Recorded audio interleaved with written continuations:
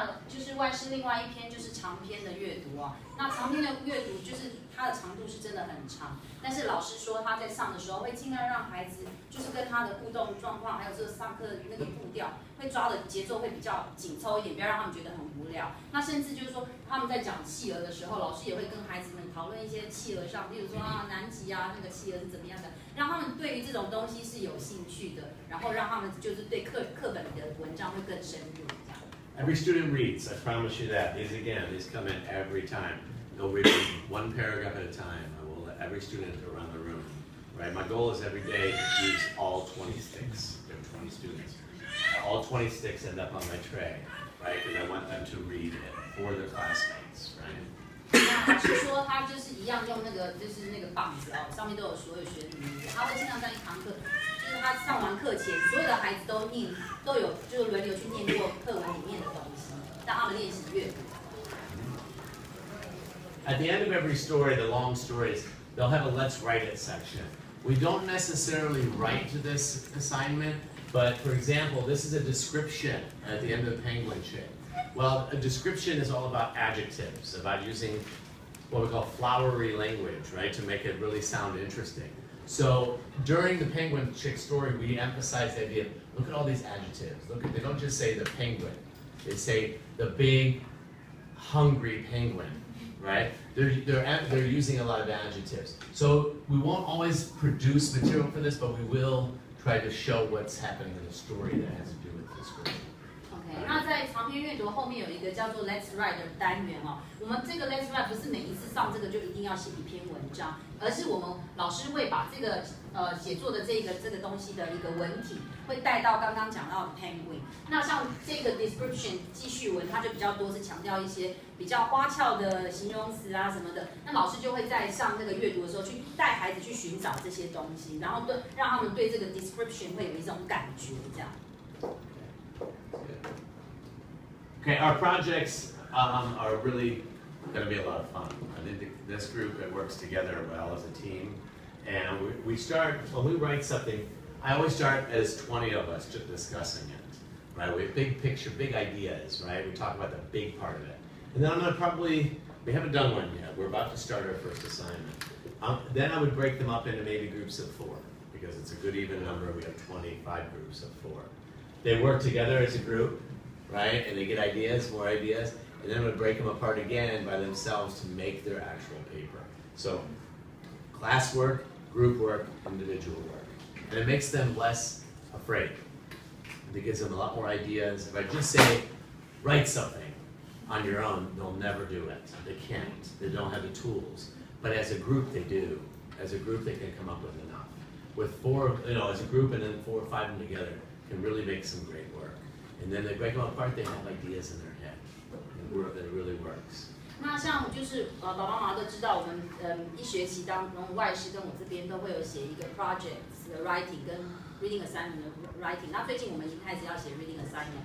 那就是在过程中，我们不是说告诉孩子那个 description 那个 text type 就是这样写，然后大家开始写了，用很多形容词。我们不是这样，我们目前的做法就是我们会先在班上一起来讨论，你们对于什么企鹅，就是去谈一些我们可能要写作的一些问题，刺激出来之后，我们会把它分组，大概我们都会4个小朋友，因为我们这班刚好20个人，4个小朋友一组，然后我们会有一张 worksheet。会针对我们要写作的东西去做讨论，然后每个人都会 provide 一个 idea， 就是说，我觉得是这样，我是觉得是这样，然后到后来这些东西会回归到孩子，孩子有很多人的想法之后，就可以写出一篇属于他自己的文章，而不是在单打独斗，那也不会很害怕写作，就是有很多人的帮助。That's my OK, alright. 那这个就换我了哦。那我家长应该有注意到，我常常都拿这篇让他们回去 read aloud， 好，就是大声朗读。因为我觉得大声朗读对于3年级小孩，因为从1、2年级他们是一个就是说需要别人帮助才能阅读的孩子。那目前3年级的目标，我会希望他们慢慢的会从需要人家帮忙，慢慢的走向独立阅读的孩子。好，那在这个过程中，当然就是我们会带一些阅读的那个，就是这单字的一些技巧，也是增加孩子阅读上的一些策略。那当他们在读的时候，譬如说我们讲到这个东西之后，他在这边怎么去运用它，我也是跟刚刚外师讲的是一模一样的。那通常这一篇的话，我也会带孩子走过去。那在这一块的话，我也一样，就是让他分组，尽量让他们去念。我会让他们去分组练习啊什么的，然后增加他们阅读。那之后就是让他们回去 read aloud。那不管他们念得好不好，就是家长请鼓励他，因为我觉得3年级到4年级很重要，就是说他如果没有透过他嘴巴练习的时候，到时候他在表达上面是会比较稍微弱一点，哈，这样子。好，接下来的话，我们的 second reading 哈，就是家长如果有看那个，我现在的那个进度表都已经放在我班网，等一下我会秀班网给大家看。那我们这一篇的阅读刚好是这3周有上到的。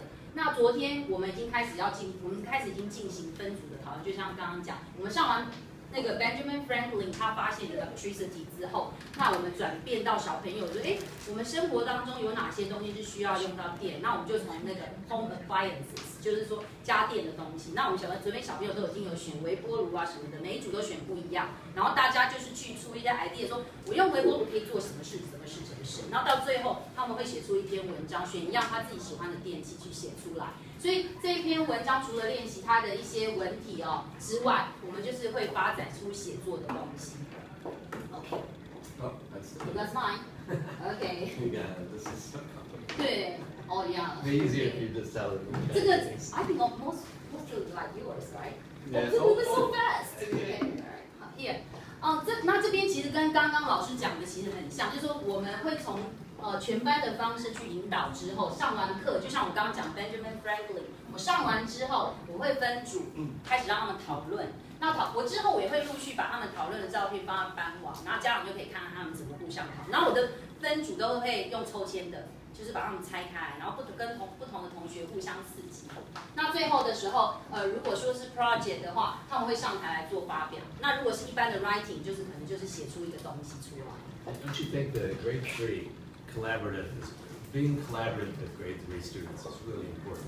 Because they're a little bit scared still. They're not too confident yet in their English. So we allow them to collaborate. It really gives them more confidence in their writing and making materials.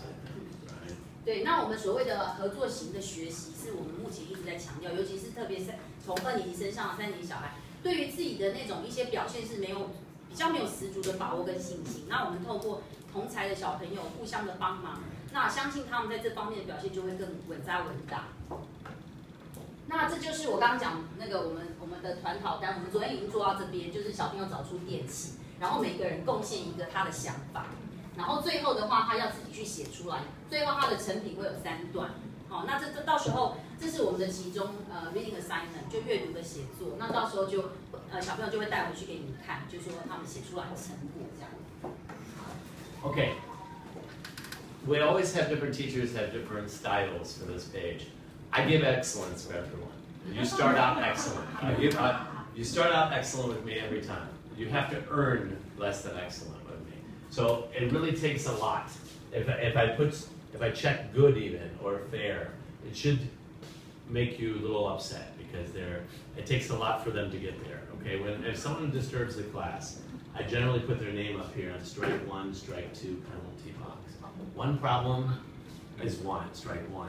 2 problems is strike 2, and the penalty box is really bad. Your kids are not going to do that, I don't think, okay?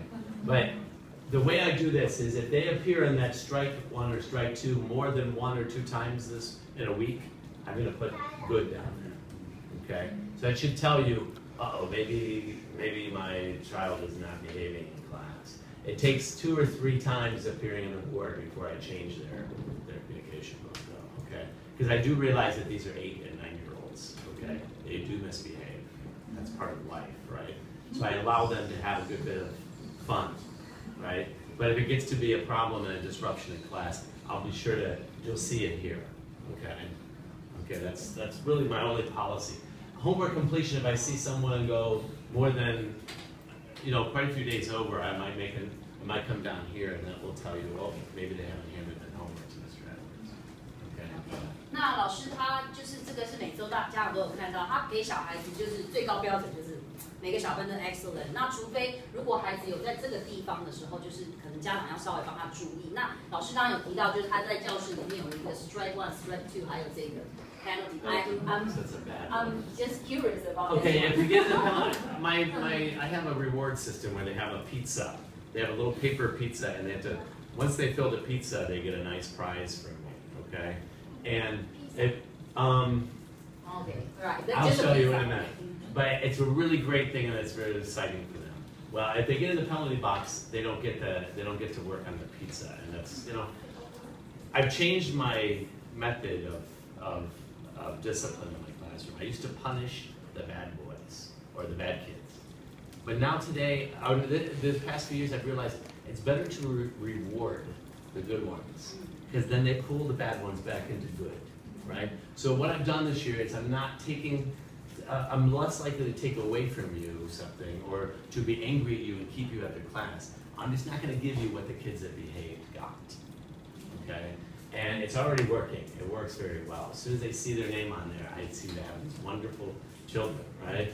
So what it is that it takes their ability to weigh to build their pizza, and it's a really cool thing. I wish I didn't get it out. It's in their yellow folder. OK， 因为我没看到，我大概解释一下。那他说，如果学生行为上不好的时候，当然，因为他说3年级小孩其实年纪还小，你说要教他真的非常非常快，不太可能，因为毕竟还是孩子。但是老师会给他们一些机会跟包容。但是真的影响到班上的时候，他会把孩子在这边做记号哦。那如果你在这个地方有2、3次以上的话，老师可能就会在这边勾 good 或是 bad 这地方，会让你知道。当然，如果老师勾这些，他会让你知道孩子状况大有什么问题。好，然后他说这个的话就是，如果你真的到这边来的话，会有一些小处罚，但是他所谓的处罚不是处罚，因为他说他还是觉得用正向的方式去鼓励孩子是比较好的。所以他说刚刚有那个什么披萨的那种，孩子可以拼披萨的东西，然后可以得奖品。那他如果在这可能就失去可以去拼披萨那个东西。那我的部分就是家长应该有看，我就会把这一周大概我们上的一个内容弄出来。那我跟他比较不一样，他会用 excellent 哦。那我的话，我觉得如果一个孩子在上课上基本都做得很好，他就是 good， 就是说他上课上得很好，他也都有做 excellent， 就是我觉得他有多做一些，比如说，我今天他非常参与活动，因为我有个问题，他都会一直不断的参与，或者是说他他这一周功课做得特别好，那我就会在这地方用 excellent。好，那 good 的话，如果家长拿到 good， 不要把它跟我混在一起。我孩子怎么了？请告诉我哦。good 的话，我是觉得已经很棒了，好，我是这样子。那如果说我有用 fair 啊，或者是要改进的，我一定会在下面打出来，就说我为什么我给他这个，那家长就会比较清楚说，哦，可能比如说他这周真的太爱说话了，好，那家长就会知道。好，然后这边我都有写缴交的日期，如果家长不清楚，联络簿上也有写，好。Okay. For in-class scores on my computer, what we keep is spelling tests every Friday, right? They have those phonics tests on Friday also. We do them together, one after the other. The vocabulary pages, which are in the workbook, that the red or purple workbook there, and then the comprehension worksheets. So that's these, right? The vocabulary pages I usually give on Wednesday, right? Are going to be these, right? Where it's not spelling words, it's extra words from our reading, okay? And again, I go over these together with them before they take them home. This is usually a Wednesday homework thing, okay? This vocabulary page in the book, that goes into their in-class scores for the report card at the end of the semester.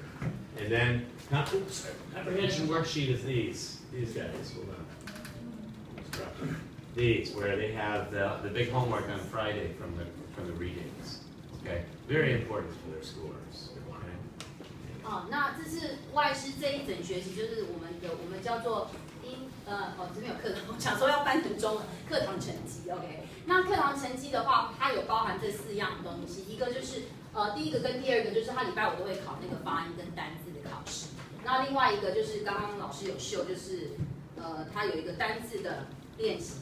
那这个单字的话，不是他们的那个，不是他考那个拼字的，这个单字是阅读里面他额外再找出来的一些字让孩子练习。好，那再来的话就是那个阅读的，就是他们每个礼拜5都会带回去的那个阅读作业，这样子。好。Okay, Jerica, off track a little bit here. Sorry, a little bit. Everybody has their yellow folder in class. This is Heidi's, right? All their homework, their spelling homework that they hand in to me. Their reading homework, I check them, I put them in the yellow folder. I don't want them to end up in the bottom of their book bag, right? So we just keep them in this yellow folder. And pretty soon, about every 2 weeks, I will be sending these home, and you can